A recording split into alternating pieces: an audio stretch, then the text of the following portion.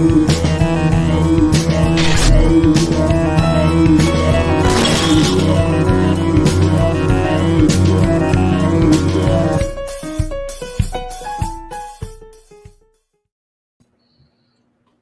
up? Hi. Welcome. Hi, welcome to Cinema Bias, guys. It's been a minute. We took a little brief hiatus. We're back. Alex, can I tell you how weird it feels to be doing this from like a room instead of my normal Black Lodge?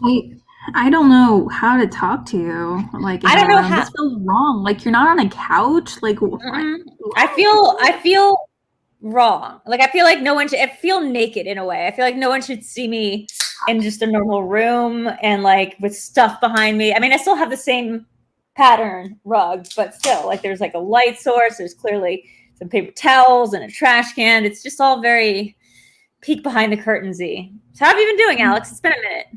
Oh, careful. You're about to sip from the wrong thing. But sip from the wrong thing. Oh, it was like you were sipping, like, and it was like on the side, and you were like, it looked like it was about to pour over you a little bit from this angle. Hilariously, I apparently also have a green screen on still, so I'm gonna get rid of that real quick. That is no longer necessary. How have you been doing? Doing good. I've been trying to get back on the wagon as far as watching more movies. I watched a handful of horror movies on Netflix horror movies. Tell me. And I was like, oh shoot, these are like really good. I like these. Which one? Which one did you watch? What did you watch? I watched The Old Ways, which I was like which was actually recommended to me, and it's not a foreign film, but a lot of it, it's like 90% of it is actually in, I believe, Spanish. The Old Ways. The Old Ways, yeah. The Bold Ways. Yes, it's on Netflix, and it's weird. It's about a woman, a journalist that comes to her hometown. I think for some reason I keep thinking Colombia, and she visits like an old, like the village where she grew up, and then but she can't really remember.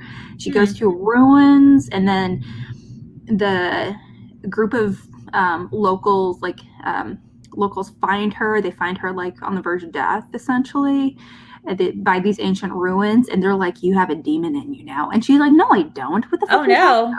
Like, I don't have a demon, and they're like, "No, you do," and you straight up have a demon. Oh no! And well, does she? Or is it solid? That's really good. No. Let me ask: are you saying bold, like bold flavored Doritos, or old, like in the M. Night Shyamalan movie? Like bold or old? I can't tell. Like M. Night Shyamalan. Old. Okay. Old, okay. LD. The Old Ways. Okay, that's LD. I thought the twist was going to be, just from the way you were describing it, that she was going to be like a clone or like a copy of somebody. But it sounds like she has a demon inside her. I was really surprised about it, but not only that, it's a lot of practical effects.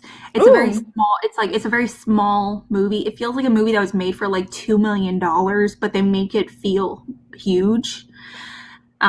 Very tight. Everything's really well acted. The visuals are pretty fantastic, and there's a lot of like genuine horror, really great visuals. Okay, you sold me. I expected trash going into it, so I was like, "Oh shit!" What got you to watch it? Why were you so keen to watch a movie that you thought was trash? Well, I was talking to someone at work, and they recommended it, and we bonded over both liking watching like crime dramas and stuff like that. And they were like, "Hey, if you like horror movies," and I'm like, "I do." You're like, "I do now that I do Cinema Bias." Exactly. I actually told her that. I was like, "I actually have a podcast now that turned me into liking horror movies," and she's like, "Yeah." And that was a whole conversation. But yeah, and so as a result, I watched that. I watched another movie on Netflix called The Classic Horror Story, which is I think an Italian film. Okay.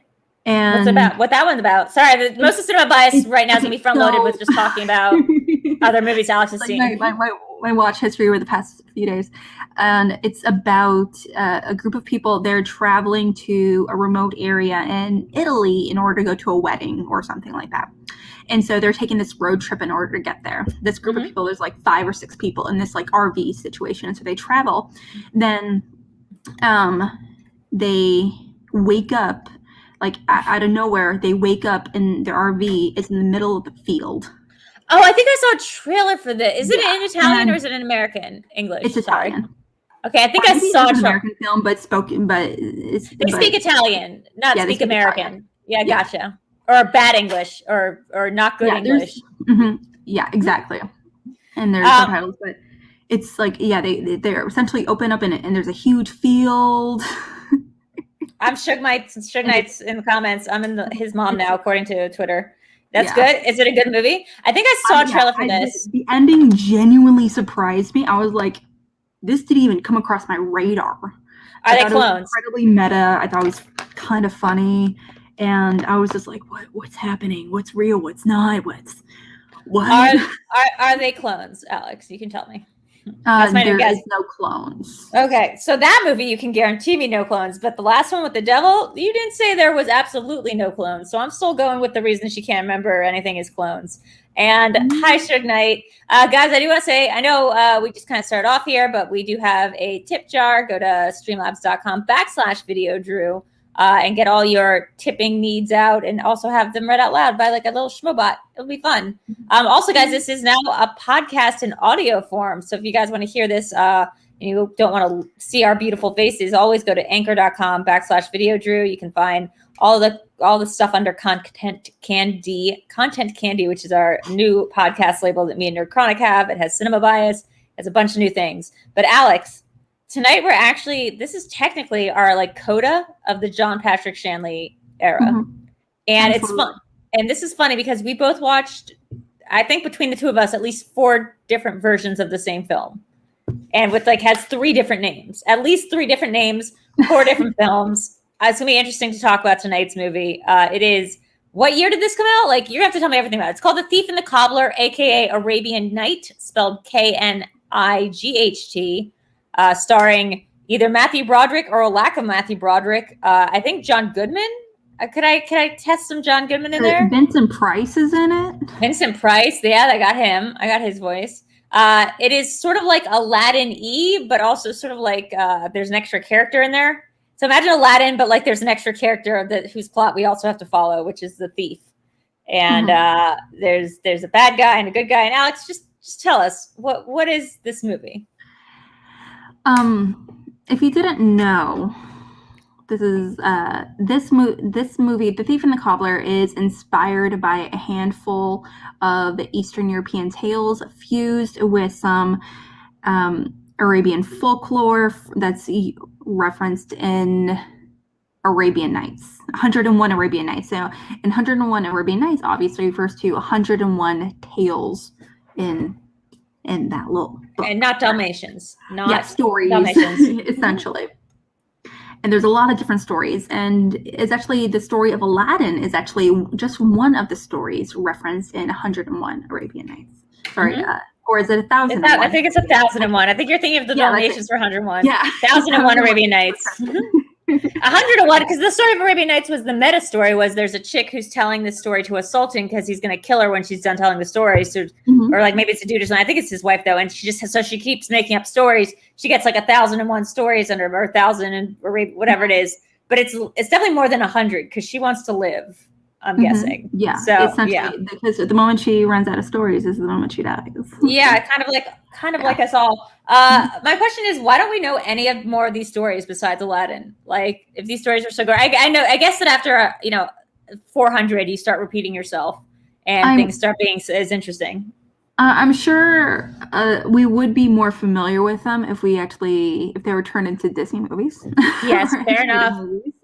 Yeah, I want to talk about the animation style in this movie real quick, Alex. Because I don't know how much I have to say. The show, Cinema Bias, is generally speaking, about our sort of biases inherently about why we're for and against some sorts of films and, why we trend towards certain features and against others. But honestly, with this kind of movie, I'm not sure if it got a wide release. I'm not sure. You're gonna have to fill me in on everything about it. But I don't have a specific bias against movies that I've never heard of.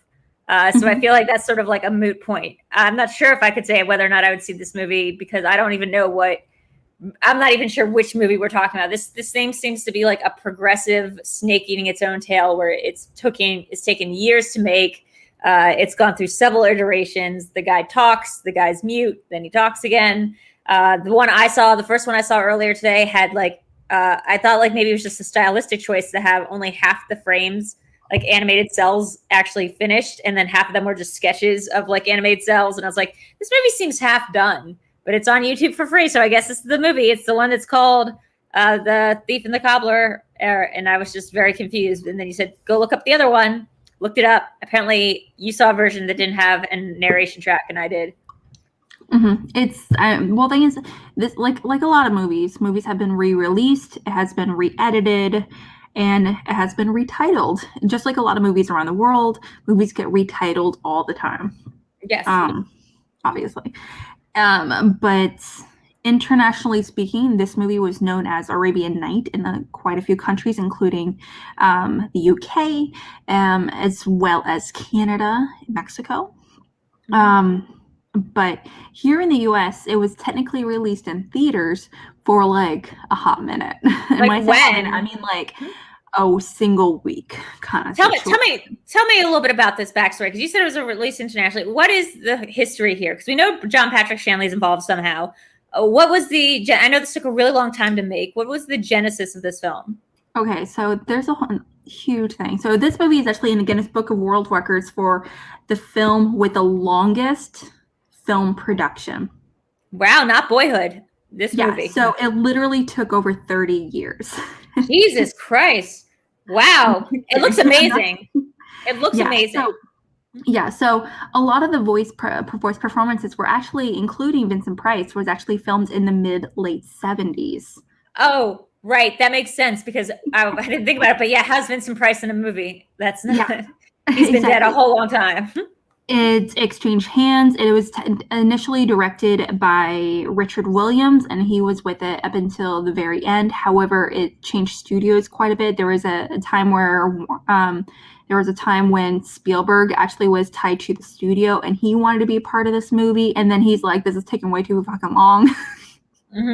I don't want to be associated with this movie at this point. It's becoming over budget. It's overblown, too damn much." Whose idea was it? Like, who, like, was it the writer? Like, who decided to animate it? It almost looks like I wish I could pull it up, but I'm afraid of freezing my screen again. But like the animation style is like super trippy. It kind of reminded me in parts of like Phantom Tollbooth, like that kind of Chuck Jones sort of style of animation. Yeah, absolutely. They did include quite a few experimental visual artists at the time. And actually for a good chunk of the later production in the late 80s, starting in 88, 89, the animator behind Who Framed Roger Rabbit, he was actually given this project in particular to help assist with wrapping up the animation for the movie before release, and that was in 88 and 89. And he was given this project because he was passionate about this project, and he's like, "It's beautiful, it's gorgeous. I want to be gorgeous." And they were crazy looking.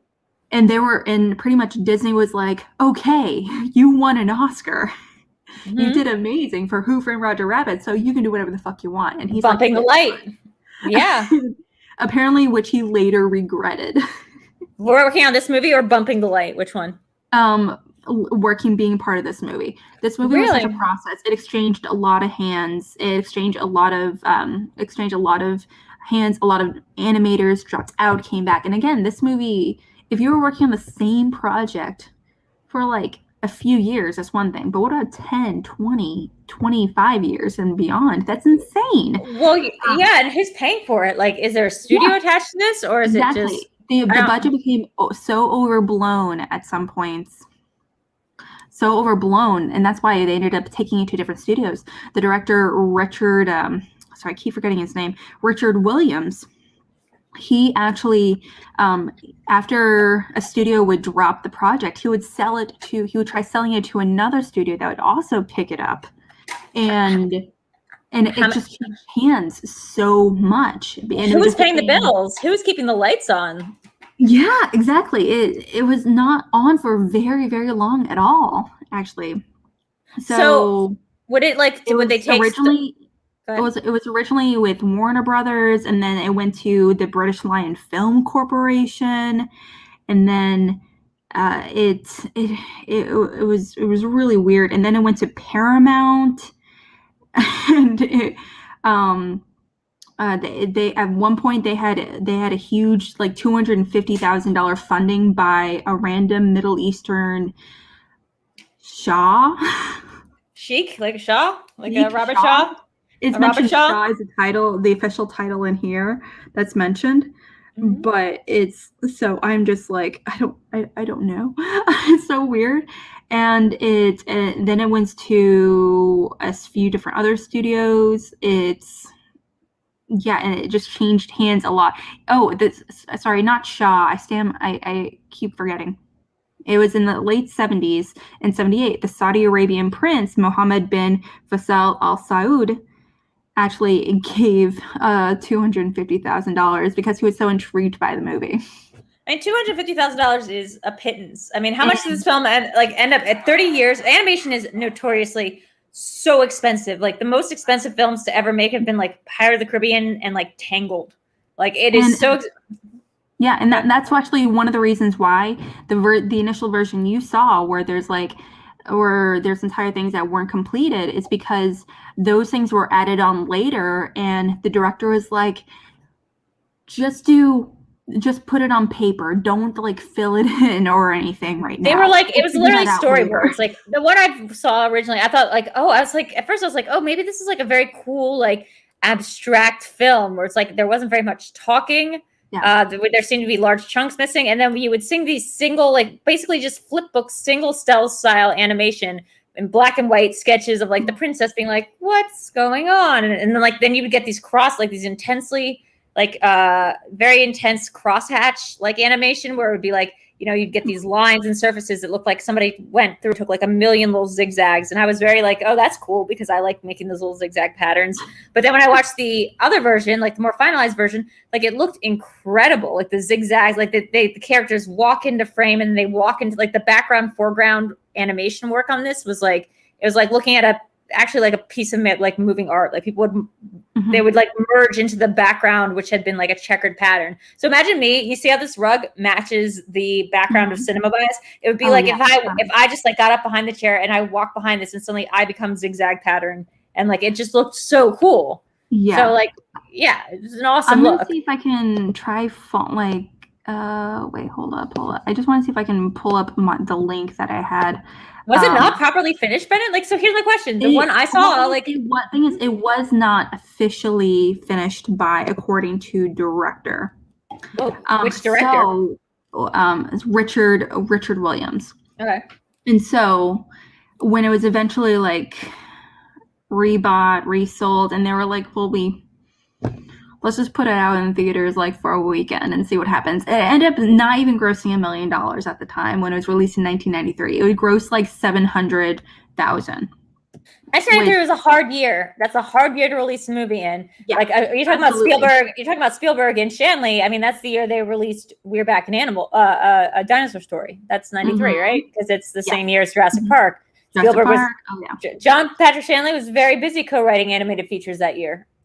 Yeah, he was. Yeah, and honestly, I was just trying to find out when he was involved in this movie, and he is technically credited, but he's not like how involved he was as a writer, and because of how often it changed hands. I really am curious just how involved he was, and also watching it, I don't feel like the script in particular.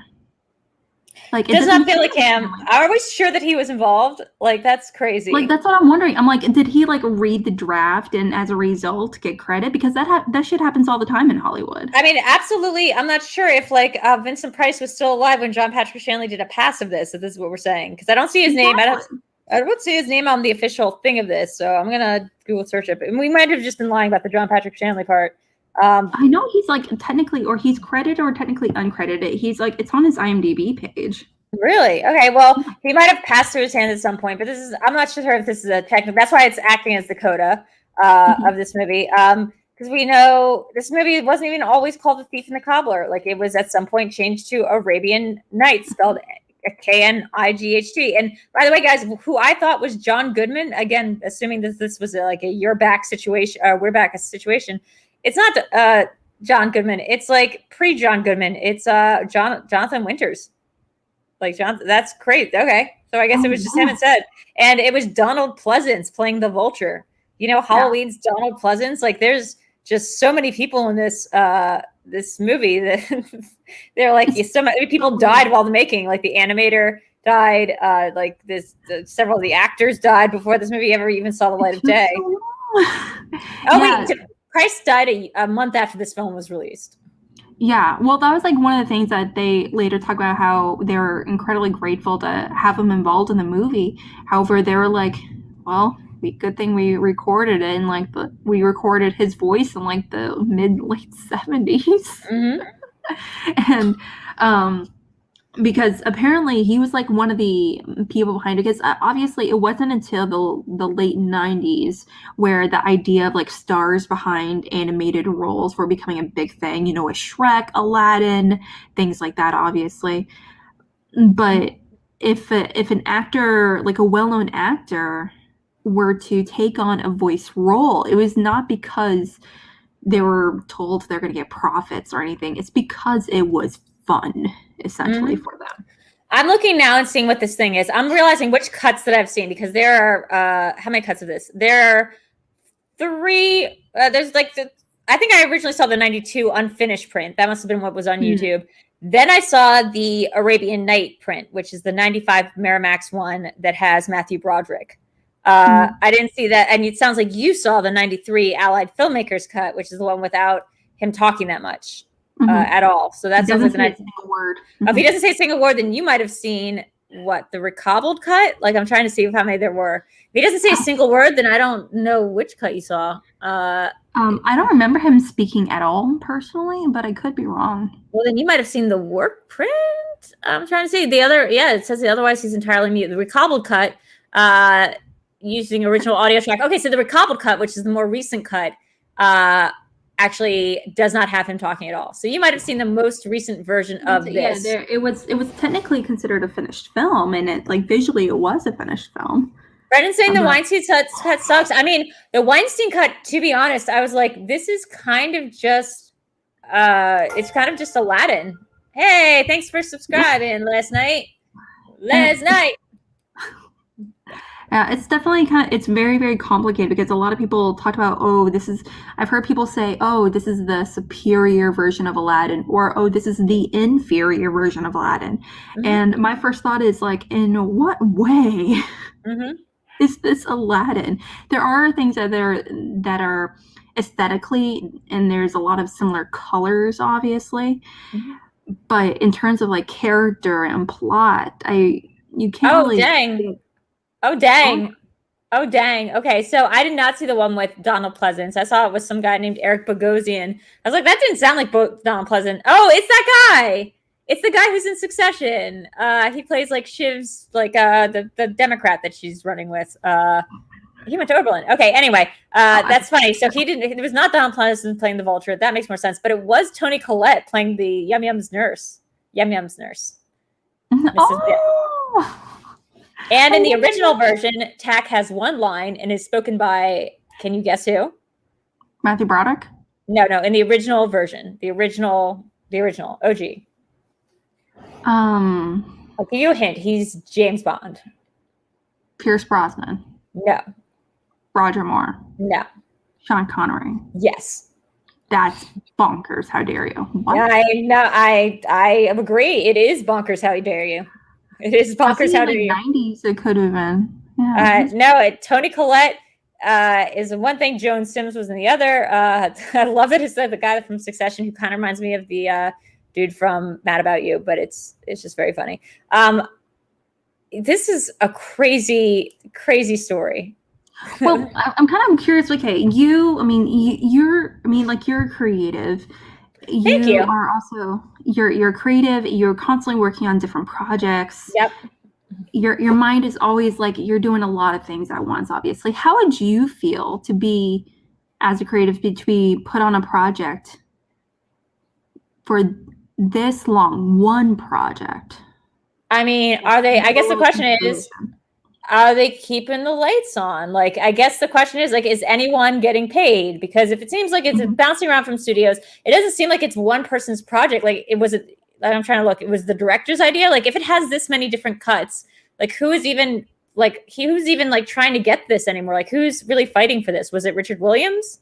Was that like the guy who, I mean, he's the director, but like, was he the one that was like really pushing this forward and it was his thing? So if you believe in Richard Williams, maybe you'd believe in this. Yeah, I mean, yeah, he was the animation director on Who Framed Roger Rabbit. So like, I can totally see how it's mostly like Who Framed Roger Rabbit and this movie. That's like the two things that were like his animation. He wanted to create the best animated movie of all time. And I mean, this is sad. This is sad in a way that's like very key. Like, was it key? Why am I trying to say Don Quixote's name wrong? It's just like really sad in like a tilting at windmills way, but it's also like beautiful. Like that someone would work. I feel like this deserves its own documentary. That someone worked their entire like for 20 years up until it seems like the time they passed away. Almost 30 years. It's like 29 years. Yeah, like they could work this long on a feature, and then they died in like 2019 with it never being finished. Like not in a it was released, but it was not. It's still referred to as an unfinished film.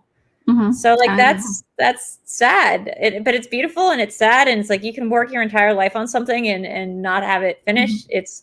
But obviously people believed in it. Obviously it was Miramax, it was Disney, it was all over the place. And Who Framed Roger Rabbit, for which again he did win 2 Academy Awards, was such a big deal. It seems insane that he wasn't going to be able to like get this made. I guess because it was like coming out around the same times as Aladdin.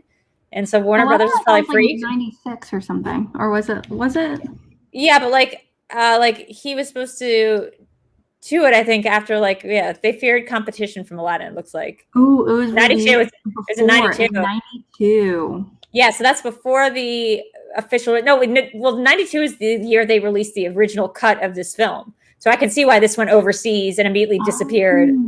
93 was when Miramax released it. Because like I guess like Warner Brothers was just like, yes, we don't want it. And then 90s,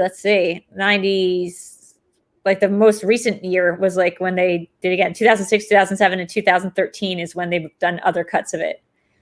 It is nuts. So like no one knows this movie exists. It's like Toni Collette doesn't ever have to answer for this movie. Donald Pleasance never has to talk about. They never had to talk about this film being made. Jennifer Beals, who was in this movie, is hilarious. Oh wow! Yeah, that's true. She plays Princess Yum Yum. Yeah. And the Fred Calvert version, which I guess is the unfinished work print version. Let's see. I'm trying to think which one of the Fred. This is a lot of information to sort of try to take in at once. The Fred Calvert version was he was re-edited. He's the guy who re-edited it without Williams' involvement, and then it was released in 93. So he's the one who did it then. And then 2 years later, the Miramax took it in Arabian Nights. Okay, so Miramax did in 95. This guy did in 93. The guy who played the voice of Tack in 93's version, the edited one that added in a bunch of stuff, played the singing voice in the 95 version, which is weird because you would think Matthew Broderick could just play the singing voice. He is a singer. But you know, he does still do Broadway. I mean, that's a real Mulan situation. Won a Tony, just like B.D. Wong in Mulan. Why not let the guy who's playing the speaking voice do it if he's already won a Tony Award for singing? It's definitely it's really weird. It's production wise, and this I would actually really like to see a documentary talking about how this movie happened. Why, when, the influence. I need to know. Because let's be clear, you're saying they won the Guinness Book of World Record for being the longest film by like over 20 years. That's how long the production of this film, the animation took. It's been being released until 2013 in different edits. So technically this movie is, 64 to 2013. That's like over 50, 60 years, right? That's like 60 years? Kind of insane. Yeah, that's 60 years of filmmaking for this one movie that is still unfinished. That is some like insane Magic Mountain, War and Peace level intensity. And not only that, what I think is actually kind of really interesting about it is just that it's this movie in particular. I feel like it's almost gained its own mythology, essentially. I mean, if you've heard of it, yeah, sure. Yeah, well, it's like that's the thing. A lot of people have never heard about it. It's almost like you're and the people that I know that are familiar with it, they have not seen the movie, but they know of the movie. They know it as like the off-brand Aladdin, or they're like they know it as the movie that took forever to make. Alex, I got some good news for you. You know what we were just wishing for with our most fervent of hopes that it would exist? It exists. It's called Persistence of Vision. Is a 2012 documentary film based on animator Richard Williams' ill-fated attempt to produce his film The Thief and the Cobbler. I knew it. If they're going to make Terry Gilliam's like version of him trying to make Don Quixote, they're going to make a documentary about this film, the best animated film never made. Yes. Thank you. Thank you, guys. Thank you, America, or whoever, Canada, whoever made this. I need to check that movie out. Persistence of Vision. It's a documentary about the making of The Cobbler and the Thief, aka Arabian Night, aka Other Aladdin. Poor guy. Poor dude. I'm so glad someone memorialized this, though. It's definitely a struggle. It's really weird when you have movies. And the thing is, this movie, it's not a bad movie, obviously. It's good visually stunning. Like, it is crazy looking, like crazy animation. The stills are like fantastic. I mean, you freeze a frame and it's just like it also looks like the work of a madman. Like, I can see how this was the guy who framed Roger Rabbit, and again came up with the concept of bumping the light, which is, as we know, like moving the shadows around with the animated cells of like, so the shadows of Roger Rabbit moved around whenever, like when he bumped the light in that one scene. That's how realistic they had to make the animation in that movie. So they had to make little robots that would move around, and like Bob Haskins had to interact with them because they needed to really have this sense of animating in a physical space. So you can see that kind of insanity, that sort of like mad genius at work in this movie. Like the animation is so intense. Like it's so, it looks like, like it reminds me of like Van Gogh or something. Like it just like looks like a madman, but a madman who's also a genius, like animated this movie. Like a crazy person who's very good at art. Actually, I really want to pull up pictures. Yeah, can you? Because like I can't, because I'll freeze my screen. Let me see if I can try, because I pulled up, I saved a few pictures. I mean, I can try, but I might then like my screen might freeze for some reason. Here we go. Yeah, everything. I remember watching this documentary about R. Crumb, but it was like he was talking about his brother in it, and his brother was like in a mental institution for schizophrenia, and his brother did a lot of cross-hatching animation style. Like his brother would just cross-hatch a lot of images. So, and it didn't look unlike this. Like that's what we're talking about. Every frame in this movie is done to a level of like, oh, it's like looking at a Magritte. Is that the painter? Like it's like the guy with the, well, whatever. I'm not an art major, but it looks like, one of these intense artistic works of art, but it's like every frame of this movie looks like that. It's like almost like Alice in Wonderland times 50. It looks like something you would come up with on an LSD and then never follow through. Like the insane part to me, and this is maybe what the documentary gets into, I hope it does, is that this was finished at all. Like the fact that the animation was ever finished on this movie and it was just a matter of editing is crazy, because how do you end up like animating an entire movie with this level of detail? Like, first of all, I want this on my wall. Secondly, this is insane looking. Like I said, like it is kind of basic in terms of like foreground, background until the characters start like moving between them, and it looks like a piece of art being animated. It's absolutely in the mixture of textures and colors. It's just so vibrant and lovely. And I have to say, my favorite character watching this movie, which I completely forgot about since childhood, was the thief. I really found the thief hella annoying, but like I totally get that. But he's like, he might have listened to becoming a hero in his own right. He might have also listened to different voice actors. I think we had different voice actors doing it, which might have made a huge difference. Like, I'm sure. Yeah. I was like but like once, like, and at the very end, he was like, I have everything I could ever want. I have no need to steal, but you know what? Fuck it. I love stealing. I don't think that happened. That didn't happen in my version. In my version, he goes to jail, but then he gets out of jail and he gets made the head security guard of the palace.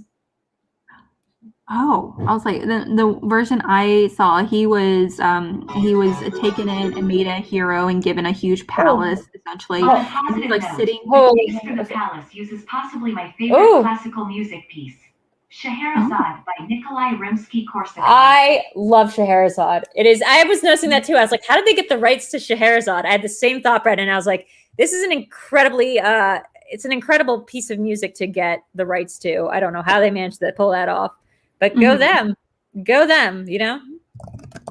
Absolutely. It was really cool. It's like I mentioned, the version I saw, he's made into a hero. He's given this palace, and he's like sitting on this like big throne situation. He's not a king or anything, obviously, but he's like, ooh, I see something over there that I want. And he like leaves and changes into his thief garb, and he leaves his palace. Yeah. And he's hilarious. Like, fuck, I don't want all this stuff. I want to start stealing shit again. I mean, like, look, yeah, I think that kind of happens in my version, but it's more like they just allow it to happen. Like, it's just more like things are allowed to happen. Sorry, I'm like kind of distracted by how the audio came out of the TV instead of where it was supposed to, but I guess I'll deal with that on some other time. Were you able to hear it when Brennan's donation came in? Yeah. Make sure. Okay, cool. I just want to keep looking at photos. I realize that's really the way to go with this. The photos. I don't know why, but I can't bring up photos. I look at that. Like, this is what I'm saying. This looks like a very specific art guy. This looks like, and you guys tell me this guy's name. He's also like the inspiration for some visual shots in Shutter Island. He did that picture of the man and woman in bed together, and they're sort of like floating off. It's like a yellow picture.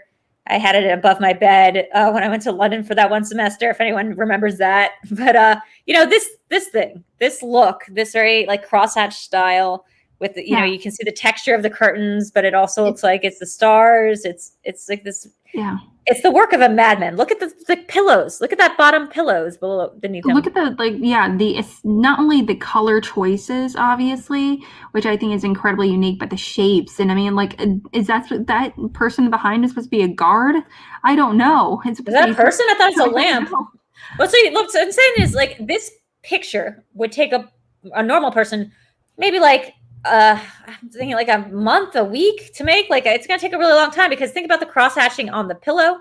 Look at the cross hatching on the wall. Look at the cross hatching on the floor, and look at the cross hatching on the side of the pillows, and the cross hatching on or I'm not even sure if it's called cross hatching, if it's like circular, but like on his beard, on the fringes of his robe, and just realize that every picture, like each animation cell, had to be done to create movement. So this had to be made with incrementally different, like just infinitesimally small incremental differences with this level of crotch hatching, with no deviation from how it would look. So it's not like he can mess up like one of those little things near the window and have it look different than it did the frame before. Every frame had to be consistent and look exactly the same as the frame before it, except for the person moving in the foreground.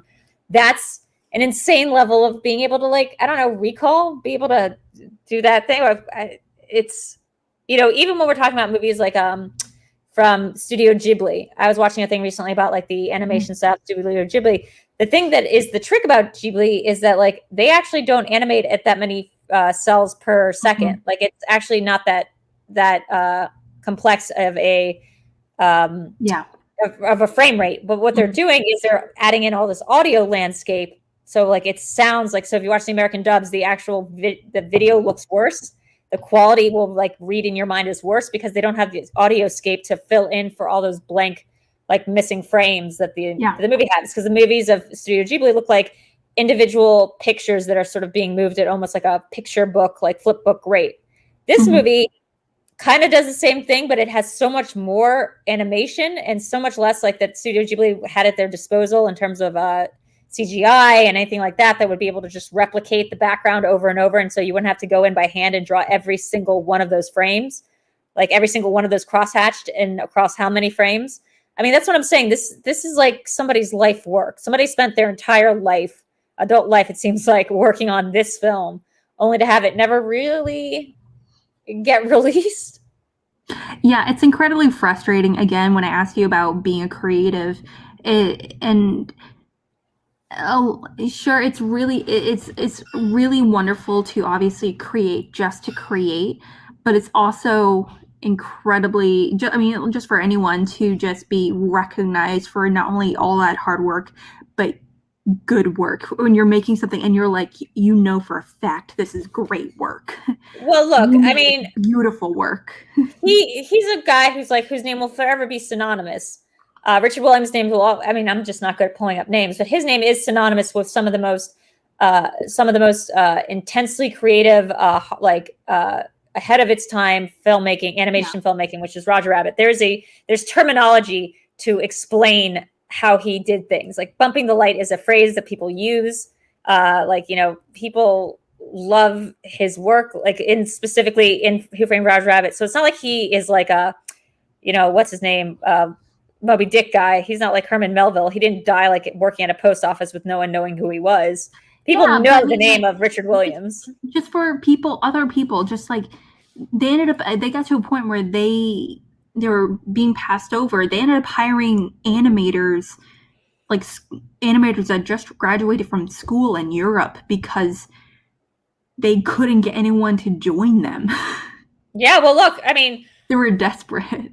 Look, animated, I've done stories before about animation. Animation is very hard to get people for, unless you're Disney, because, you don't pay very much. It's basically like you do long internships. Like, it is thankless works. Like, it is, I think, like 100,000 hours sometimes they put in over the course of like several years, and like just working 24 hours. The invention of like CGI for animation was such a huge deal because you could make a robot do 100,000 hours of work instead of you personally doing 100,000 hours of work. And like, that's why movies with CGI also have, like, you know, these Avengers movies, animated films have credits that go on for 40 minutes and like require their own cutscene, or like, because they want you to stick through it, because they want you to see there's like hundreds of people, like almost in the thousands of people that make just up one single animated film or one CGI based film. And they're not getting, it's not like you get like a call out for being the person who works on the background scenes of this kind of stuff. So I imagine it feels probably less creative than it does feel, especially if it's not your movie. It probably feels less creative than it does feel like just like by the numbers, like slog. Like I had a roommate once who animated like the background cells of some CGI in like the Spider-Man and like Wonder Woman movies, but it's not like he went to work every day like with a scarf and a cravat, feeling like he was, you know, his own kind of artist. He went in every day and like felt like he was pushing buttons and like worked at a factory, basically. My husband's uncle-in-law, he works at Light that does the Star Wars movies. He's worked on a bunch of the Transformers movies. He's worked on like all the Pirates of the Caribbean movies. He like in particular, and every time I see him, he's like talking about like new projects he's working on and everything. And at the time, like if you freeze frames in particular, like he's seen in the background for some of the Star Wars prequels movies. He's more of a manager now, but he would talk about his job as like a animated team manager, essentially, where he would work with people whose job is just to layer backgrounds, essentially. And how difficult it is. If you're like looking at a sunset in a movie, it's never, you're not doing that, especially with a green screen. It's layering different colors and textures and everything. And that's like someone's entire job to do it. So what's interesting, go ahead. Yeah, but it's just like really kind of interesting to him talking about how many people are involved for one tiny aspect. Well, we can think it's tiny, and by extension, the idea that he was kind of telling, and he was kind of mentioning, is like, if you notice, it's almost like an editor where you notice if they do a bad job. If you don't notice it at all, they did a good job, essentially. Yeah. This is just fascinating to read about. So when I thought about it for a second, if Williams started making this in the 60s, he started making this well before Who Framed Roger Rabbit. Yeah. Like he started doing this, it looks like he started doing this before he knew animation. He was doing sort of like a Steve Jobs thing where he hired this guy, Ken Harris, to be a chief animator. And Williams at that time did not know how to animate, but he had this idea to make the best animated film of all time. And the quote here is, his idea was, he wants to make the best animated film of all time. There's really no reason why not. The best animated film that's ever made. He also envisioned that it would be going, so remember how I said about Studio Ghibli only doing like so many frames per second? Yeah. He wanted the animation speed to run 24 frames per second as opposed to 12 frames, which is most animated films at the time. So he actually wanted there to be, he wanted to, again, not doing any of the animation himself originally, just wanted them to be able to animate things with that level of detail at twice the speed of normal animated movies. That is clearly like the work of a madman. I'm seeing all this stuff about like some Skywalker Ranch, Robert Zemeckis. Like there's just so much going on here. This was really sad. It was like the movie that almost was the best animated film of all time. Like it had aspirations that were, you go big or go home. And there's something very admirable and very Quixotean about that drive. I don't know how many people it sunk, how many people's lives were ruined, like financially or anything like that, or how many people like didn't spend years with their kids because they were busy, doing this thing. But oh God, the War Machine, that stuff looks so cool here. I just want to show you like some of the intensity of like the story, which we haven't really talked about at all because it's kind of like a hot mess and all over the place. But just like somebody like didn't, stunning. Like somebody had a cat's cradle. Somebody had a cat's cradle like relationship with their son because they were busy working on this film. Like, they're at least on this exact moment. Yeah, and doing this frame and then repeating this frame at 4 times instead of 2 times to make it double up, and then repeating that. Him taking another step. So the only thing that was supposed to change was his foot going up a little bit more, and then doing that twice, and then his friend foot going up a little bit more and doing that twice, because everything had to be repeated if it was supposed to be twice as fast.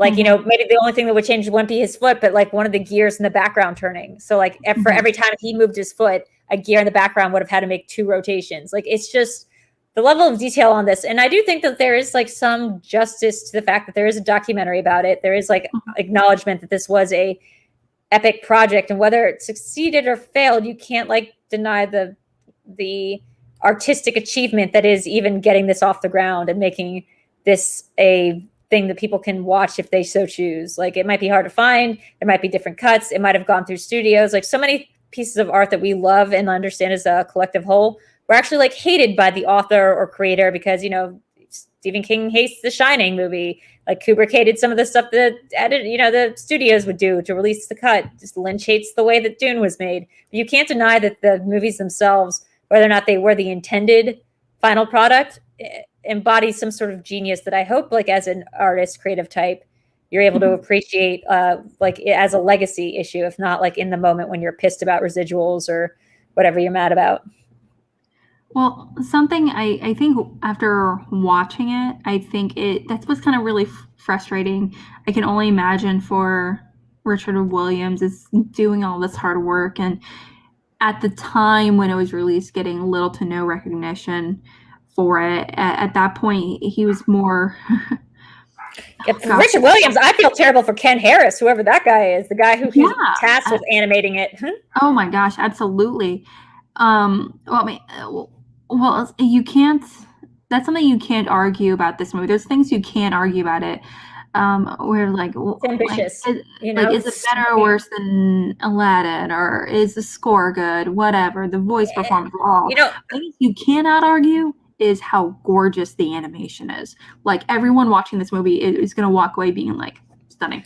It doesn't even look like it's real. Like there are parts of it, like especially because watching the versions where half the frames were edited like this. This is what half the movie looked like in the original thing that I watched this morning. They looked like they were just single cell frames because apparently that's what he demanded when he was just like, don't finish, like don't even don't color it in, just make it look like this and just like have it be a flip book. To do it now. We don't have the money to do it now, but we will be able to do it later at some time in the future. So things look like this. And I just thought it was a choice. I was like, okay, so they wanted to go all in on some elements of the film. So some parts look like, really intense and it would look crazy here. I'm trying to find a animated GIF. Okay, I found one. Where some of it looked like just the most intense kind of beauty ever. And then some of it looked like just craziness. Let's see. I think it's this one. Let's see. So pulling that up. So like things would look like this. And that's just really cool looking, but it looks like, Bugs Bunny cartoon, but like done like an insane person would do it. And it's dizzying to watch. Look how look how not only the things are going in different motions, right? So every single layer of that, like from the bottom floor to those little spinny round things, those are going in a different direction than the things that are on top of it. Speeds. They're going at different speeds, different directions, different patterns. Different pattern. I mean, it is colors. It is insane looking. And the whole movie, I want to go back and watch it because I did that thing that Drew does where I kind of, was looking down for a lot of it. But every time I did look up, I remember thinking, I should be paying more attention to this. And I kind of want to go give it a rewatch because it is visually stunning in a way that not many things are. Like, it clearly is the work of a genius. Oh, Drew, you're kind of frozen, dear. Oh no, I know I knew this was gonna happen. Hold on, let me go back out. Let's get here. Can you still hear me? Yes. That's interesting. Okay, I wonder what's going on here. Okay, so I'm doing Streamlabs back up again. Should be back up in a second. I don't know why this keeps happening on this new setup that Streamlabs keeps freezing. I think it has something to do with the Elgato video network I'm using. So, I love talking about this with you though, Alex, because like I would never have any idea, even after watching the different versions, I wouldn't have had any idea like what was going on here.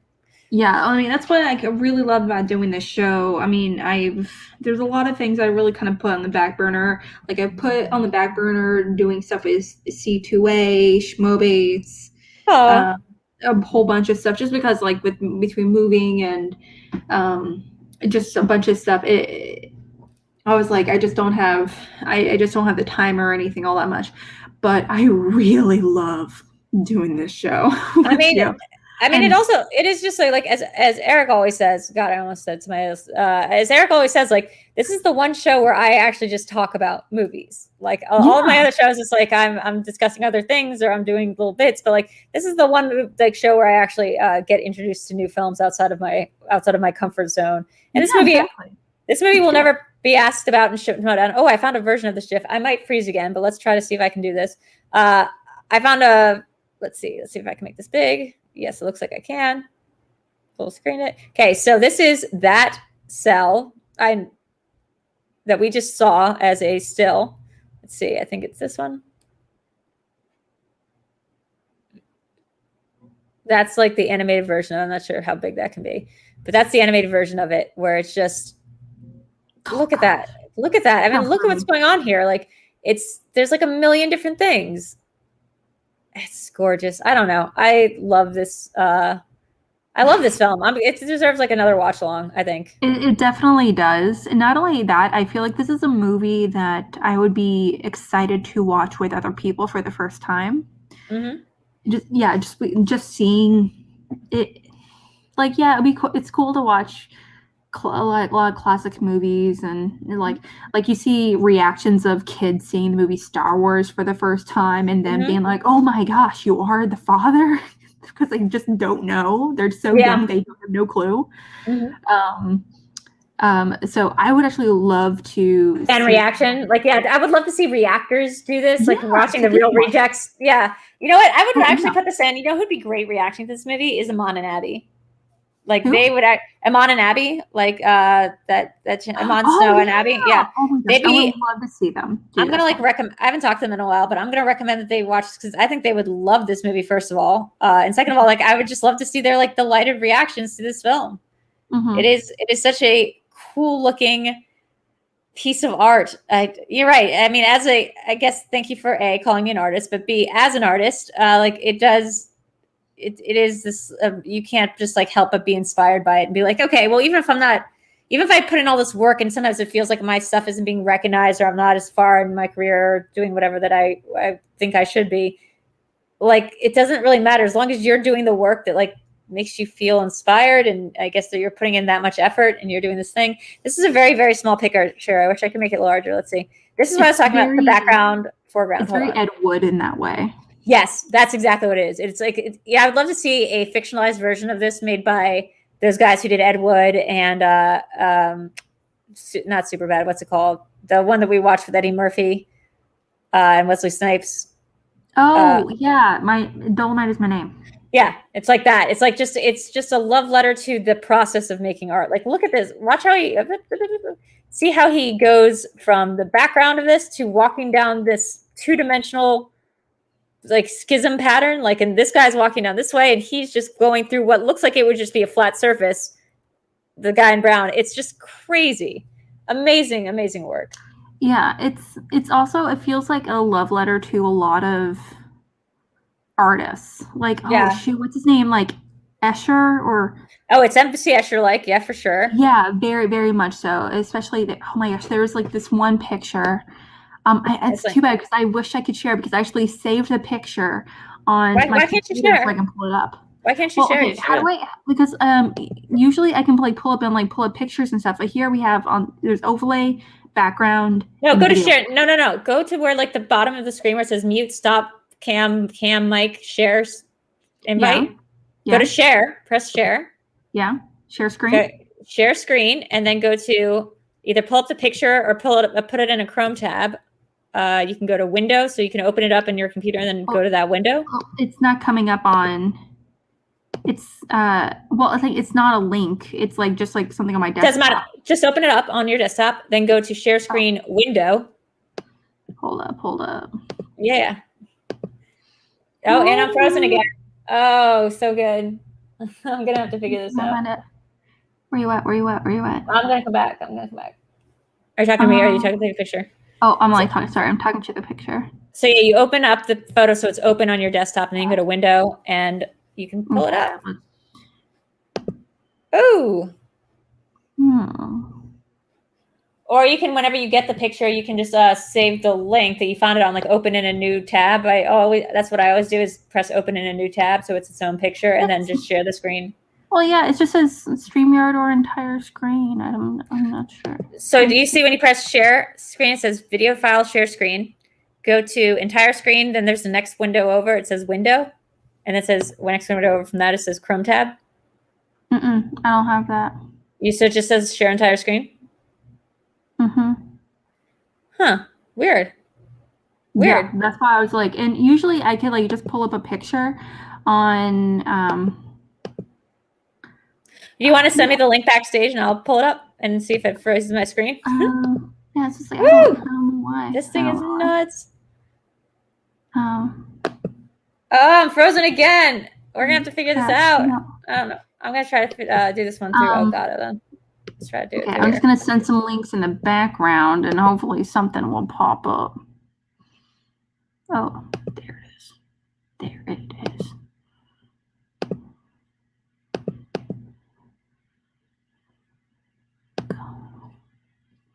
Oh, fuck. No. Oh, yeah, there's a whole bunch of... Oh, I'm the only one here. Hi, guys. Hello. And so, hey, I just kind of curious. I put a post out on Twitter just a little bit ago asking, have you seen or even heard of The Thief and the Cobbler? So if you have... Awesome. Amazing. Love that. If you have not, totally awesome as well. But I'm kind of curious if you have been intrigued by this to go watch it yourself, or if you've decided, hey, this is not for me. It sounds too weird. It sounds too boring. I don't know. I would love to know your thoughts on it if you've been part of it all. You have not seen it, Eric? I feel like you'd like it. I know you kind of like artsy stuff a little bit, like Drew and I. So I'd be curious to see your idea on it. Yeah, it's boom. I put up a link in the private chat it has a link to a bunch of pictures. Yeah, well, I'll try to do it. Let's see if it breaks my computer again. Eric, NerdChronic, we're going to have to figure out why I can't seem to run Streamlabs and this Elgato thing simultaneously. It's freezing up. It's okay. So this is just an article. Do you want me to find? Yeah, you can just scroll down. It has like a bunch of the pictures I was like trying to find. I have to sign up for something? No, I don't want to sign up for it. No, you can just exit out of that part. Where? Oh, I see. Oh, yeah, it's beautiful. God damn. Yeah, just pull up the pictures, yeah. Okay, yeah, I got it. So here you go. Boom. NerdChronic, I think you would love this just from the way that you loved that video about like how they did the bumping the light thing. Oh, yeah, not that one. That's not it, but... is there a specific picture you wanted? Oh, let's say it's, but it shows like if you just kind of, there's the one that's like oh yeah, there it is. Like, especially the middle one, the colors, the vibrancy. Like I was mentioned the MC Escher. Mm-hmm. You can see the colors as well, how they kind of transition quite a bit. the depth of it, which I think is very, very much in like light of the directors, but also like the color patterns, like looking at the entrance to this castle like area. I mean, yeah. The idea that you would have to animate these individual cells, and the fact that, again, he started in the 60s before he knew how to animate. But so, you know what? Thankfully, this guy held himself to a standard that was as intense as he would hold other people to, because otherwise we just have a Steve Jobs situation where he had this idea. I mean, it really is this kind of callous thing where he's like, I just want to make the best animated movie of all time. Why not? Like, why shouldn't I be able to do that? I don't know how to animate necessarily, but I could just hire somebody to do it. And why can't they do it? Like, it's just that kind of like, I'm just going to be the delegator of this idea that I have. And everyone else has to like work out the financial or like the logistics and financials. But he actually learned how to do it. Yeah, there's also I think it's really interesting. I think the character the visuals of each of the characters I think are incredibly unique. Everything from the Vizier, Zigzag. His name is Zigzag straight up. He's like I think his introduction I think alone is pretty incredible.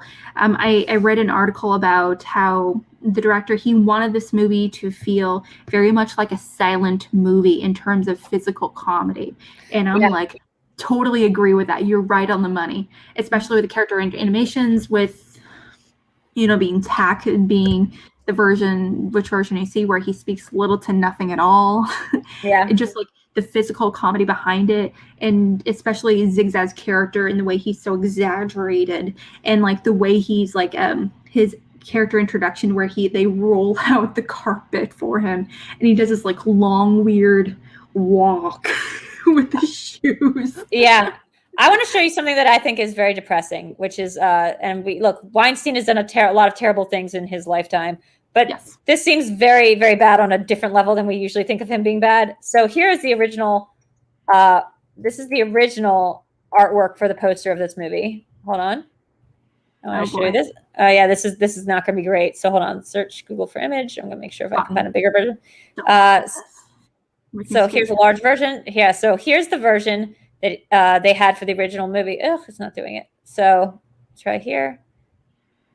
Open link. So here's the original version. Yeah, here we go. Here's the version that he had for the original film, or that they had for the original film. Boop. That's it. You see that? Look at that. I mean, that really gives you a sense of what the movie is going to look like.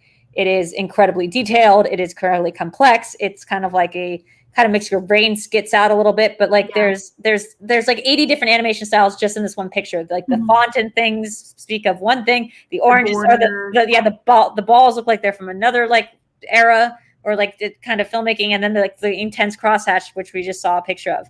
Now, this is what happened when Weinstein's company, Miramax, got a hold of it. So let's see. This is what they decided the cover of the movie should look like. And like, that's just messed up. And it's supposed to be reminiscent very much of Aladdin? Aladdin's earlier success, which was still going strong. And yet that was also what the Warner Brothers was afraid of happening. They were afraid of it getting associated with Aladdin. So it's funny that like Miramax took it and was like, no, it's going to be the most like Aladdin. We're going to add in songs. And by the way, the songs they add in are so bad. That's why I did think John Patrick Shanley might have had some involvement, because it did have that weird like sense of weird back where it was just sort of like, we're going to stop the movie dead in its tracks and people are just going to do this little song, but there's not going to be enough songs to qualify it as like a musical. Kind of like Willy Wonka, where you're like, is it a musical? Because like there's not that many songs. Not every character gets a song. Like Augustus Gloop and Mike TV and like the chick who chews gum. Most of the kids don't have songs, but then Veruca gets a song, and then they kind of drop the song part after like her song, except for the Oompa Loompas. Like, is that a musical? This kind of has that feel where like the chick gets like 2 songs, Yum Yum gets like 2 songs, and then like the people they run into in the desert get a song, and then that's it. So I'm not sure if your version was a musical, but mine kind of half was. Yeah. Did yours have musicals in it, like musical numbers? Yeah. Yours did? Yes. Okay. So I guess there was originally a part of this. Oh God, this looks so cool. It is nothing like Princess Bride. And it's nothing like Princess. There's nothing at all like Princess Bride. However, there is a lot like Aladdin. Like there is a lot of just story beats to like Aladdin. He gets put in jail. He's taken by the court.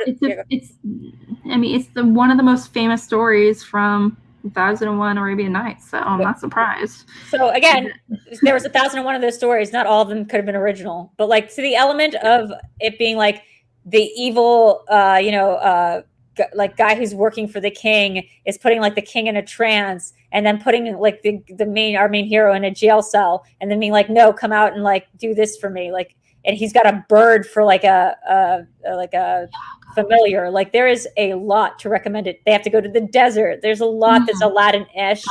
She's got her own song about how she wants to be free of this like palace life. Like it is very much like in the first half, at least like Aladdin. And then it becomes like kind of its own thing and stops being like Aladdin. Yeah, you're totally right, Eric. Yeah, the poster is very similar for sure. The image. Oh yeah, the poster image of the image guys. Absolutely. Was Princess Bride out? Yeah. When was Princess Bride? Princess Bride was released in like 87, 88. Oh God, I was way off. That's like Robin Wright. 87. You're right. You're right. It's 87. Good memory, Alex. Good memory. You know what I'd love? I would love to get a tattoo of this. Maybe this is actually the kind of thing my sister would do a great tattoo of because my sister is really intense into cross hatching and doing like stick and poke hand done tattoos. So without a machine, I feel like she could actually do a tattoo that would look kind of exactly like this. And she kind of has that dark style. If you were to get a tattoo, from referencing this movie to some capacity, what would it be of? I think if I got like somebody who was able to do a large enough piece, probably, I mean, it depends. Like if it has to be on my body forever, it's like kind of intense to think about. But if somebody could do this and you're basically asking someone to be as good of an artist as these people were. Well, I'm just asking, is there any visuals from particular movie that you really, really love? There is. I'm trying to find it right now. So it was not this one. It was not on this page. There was a couple of visuals here. It's the elephant graveyard stuff. Here, this thing. I'm not going to try to find the animated one because I think that's what's skitzing out my computer. This is like what I'd want a image of. Oh yeah. That or like that with the Twin Peaks aesthetic this movie also has in spades. Like that zigzaggy stuff is very much me. We haven't really had a chance to talk about it because I was especially the visuals behind it because I thought it was actually really interesting visually. Quite interesting was the visuals behind the not just zigzag but I don't even know what they're called, the big metal warrior dudes, the one eye is the one eye and like the female one-eyed creature people. The witch. No, just like the female servants. Essentially, they made themselves into like a chair. Yeah. I know what you're talking about. Yeah, it was just kind of, and they're all kind of wearing these like black bikini kind of things, and their skin is green. And I loved that whole thing. I wish they had focused on the version I saw at least more on the one eye, like the Soren. First of all, one-eyed. It's literally Soren. It's like a embodied version of Soren from Lord of the Rings. The alligators were very cool. So at one point, like it almost seems like, by the way, this narrative gets so fractured because we're following this Aladdin story, but then we're also following this thief who's not related to the Aladdin story, but like he kind of like is the catalyst for a lot of stuff that happens. Like he's the guy who steals the balls. He's kind of just like he's like the Hamburglar, as I like to call them. Like he's the guy kind of like going in and messing up because he's got his own agenda. He's not really interacting with any of the characters in the movie. Like he's kind of just like sort of like the Falstaffian like fool who's just going in and instigating a lot of the events that then occur. But then, like, the bad guy gets his own arc. Like the killer from January Man. Yes, he's like the killer from like January Man. But you're getting, at least in my version, you got his internal narration as well, and it was a lot. That's the part that really lost me. That was the Jonathan Winters sounding like John Goodman, just constant, like everything he did, like was like, oh, like, and it was all jokes. It was all these hackneyed, like really bad jokes about like, don't go up there without underwear on, or else like people will be able to see your hiney, like stuff like that. It was just so dumb. I hated it, but now I'm realizing it wasn't supposed to be there. He was just supposed to be like a almost like voiceless character too, like Gary Oldman in The Fifth Element. Yeah, kind of like Gary Oldman in The Fifth Element. He's off doing his own thing, and it's interacting with everyone else. I love Gary Oldman in Fifth Element. That is, he's like. I'm disappointed. God, so weird. What I almost watched during the Fifth Element was I almost forgot where that phrase "disappointed" came from, and I thought that that's what he said, because he does say "I'm disappointed" like 2 times in a row, and it sounds like he's about to go into the Hercules disappointed, like he does in The Professional when he goes "everyone," and that would be cool. he says it to his. He says it to himself when he discovers. Yeah, I'm very disappointed. Like he says it. He says it. I am very disappointed. So is it that like weird that I thought that I conflated Hercules going disappointed with the with Gary Oldman in The Professional going everyone, with Gary Oldman saying disappointed in The Fifth Element? No, I think not. Yeah. Same thing. This is how my brain works, people. Absolutely. Yeah, of course. So I also want to say, though, the alligator stuff reminded me, the stuff about One-Eyed was phenomenal. That was my favorite animation stuff because it was so dark. So. Yeah, it was so dark. It was so cool looking. I also thought the guy's voice was great. Apparently, this guy wasn't an actor. He just sounds like Keith David or something. He's a black man with a very deep voice in the version I saw. I'm not sure about your version. Seems like, yeah, I remember looking at his name. He's like not famous though, because he wasn't an actor. He just had the guy met him on an elevator and was like, "Oh, I like your sound of your voice," and gave him like a job. It's also very like Nazi-ish like looking things, but it is where the cross hatching comes into play in this way that is just fucking outstanding. Like fucking truly outstanding work. I'm gonna try to make this bigger. Like look at that. Look at that level of fucking everything. Like just as an image, just as a still an image, this is incredibly impressive. As a moving image, it's insane.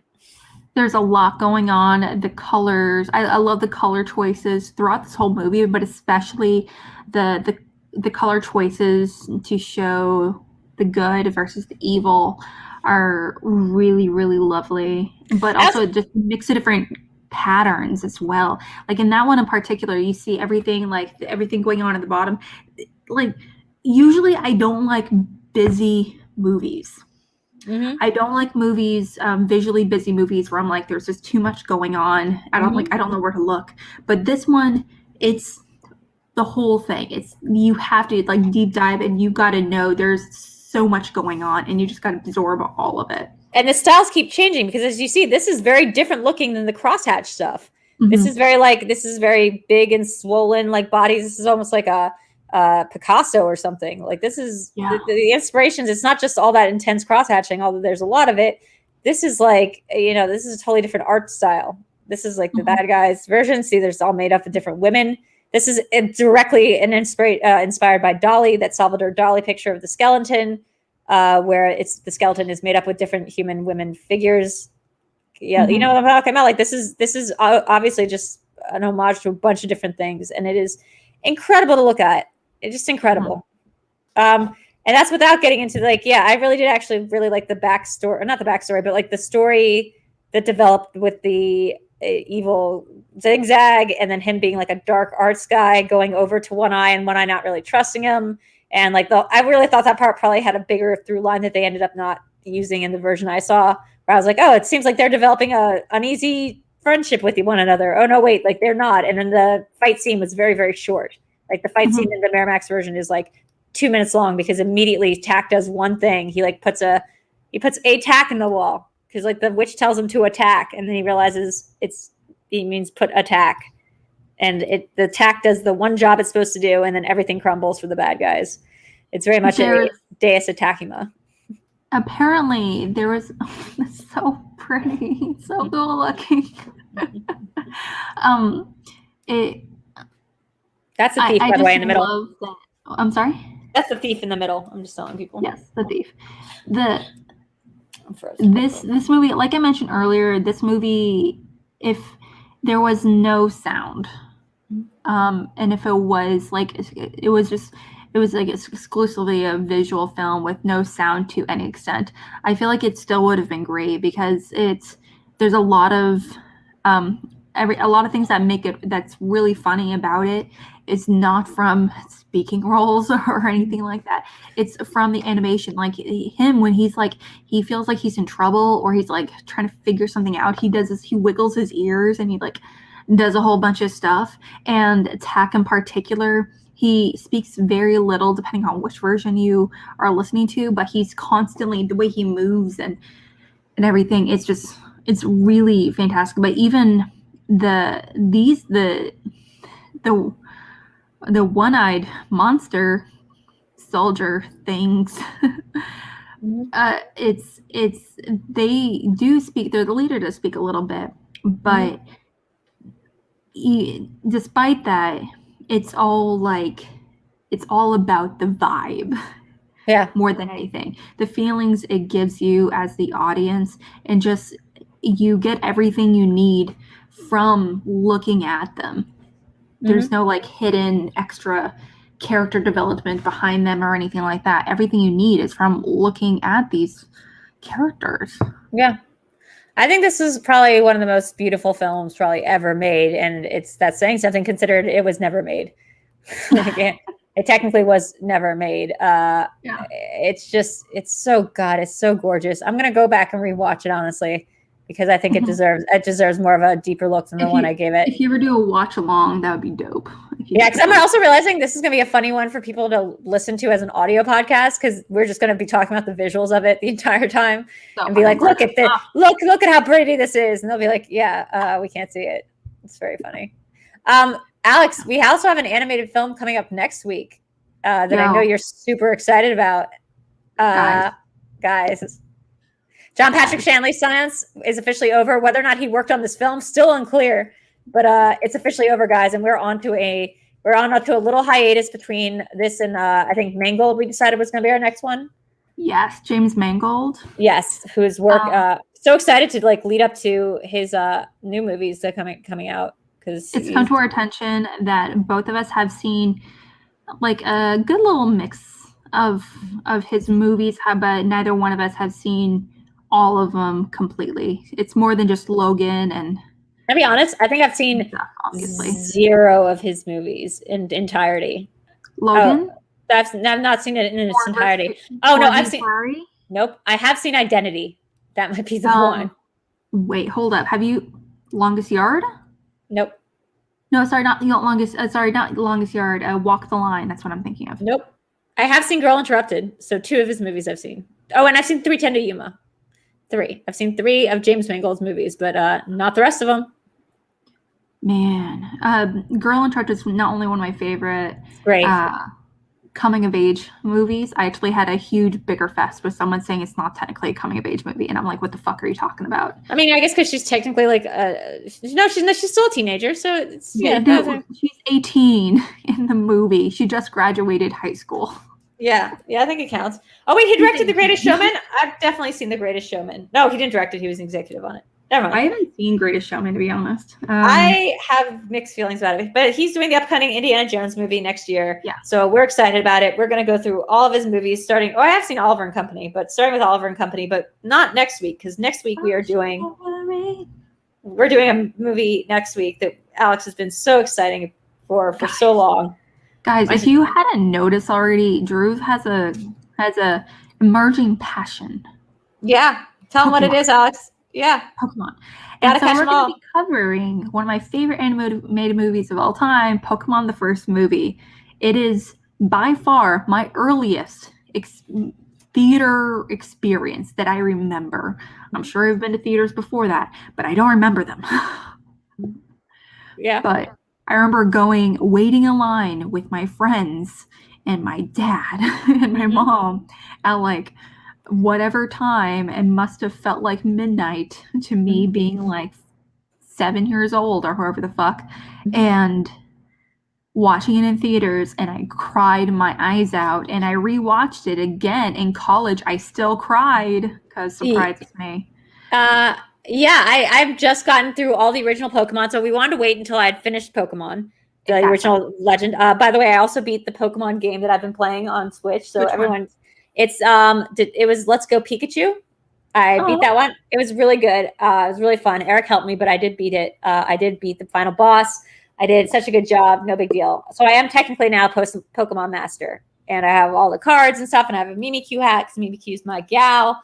I don't know if she's a girl or gal. I don't watch the new generation, but it doesn't matter. I had so many thoughts. So I've now seen it. I've now seen the Pokemon movie. I watched it over the weekend. I have so many thoughts about like what is going on there. Like what a tonal difference from like the show like jarring difference between like the ideology and like the themes of the show with like what the hell happened in that movie with Mewtwo. Just insanity. Wait, so you've already seen it? I just saw it this weekend. I just saw it. Yeah. So we're gonna be talking about it next week. We're gonna focus on it next week. It's been a few years since I've seen it. I saw it. I rewatched it in college. I want to say. Did you watch it with the little mini movie at the very beginning? No, I don't think so. Eric, did we see the mini movie? I don't think so. Wait, that focused on Togepi? No, I didn't see Togepi do jack shit. Togepi was not in this film. Did they have to explain why Togepi was not in the film? No. There was like a mini 15-20 minute video about all the Pokemon going to a water theme park, essentially exclusively for Pokemon. And I love it when they just do Pokemon stuff where they can't. The humans aren't involved. Pokemon. There's no words. If the Pokemon's communicate, they're communicating in Pokemon language. I love it.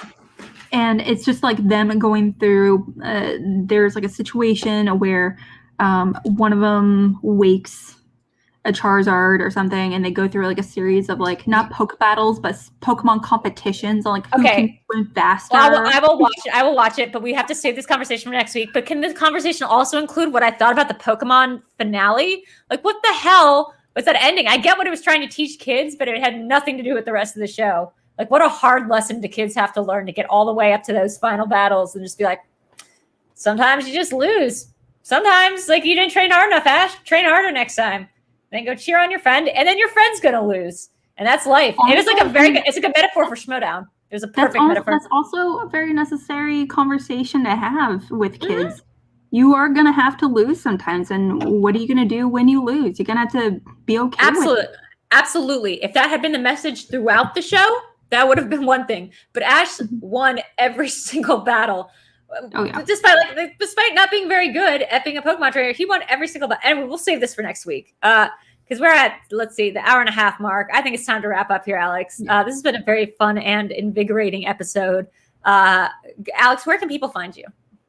You can find me up there at real_AlexMac. And you can find me on Twitter, trying to reach 300 movies first-time watches before the end of the year. I am currently at 162.